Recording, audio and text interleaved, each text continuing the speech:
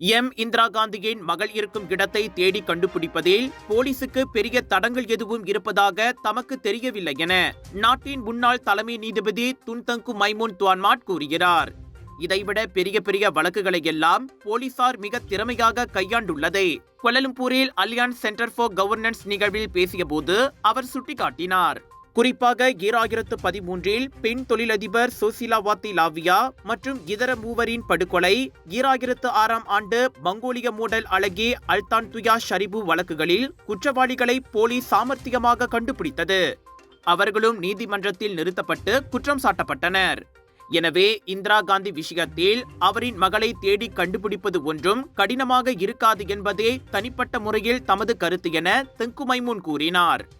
ஆனால் என்ன காரணத்தாலோ இந்திராவின் மகளை இன்னும் கண்டுபிடித்து தாயுடன் சேர்க்க முடியாமல் இருப்பதாக அவர் தெரிவித்தார்.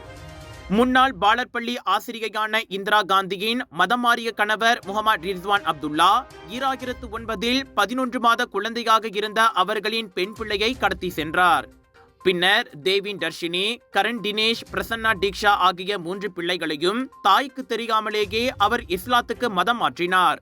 அன்றில் இருந்து அந்த கடைசி பிள்ளையை தேடி கண்டுபிடிக்க இந்திரா காந்தி சட்ட போராட்டம் நடத்துகிறார்.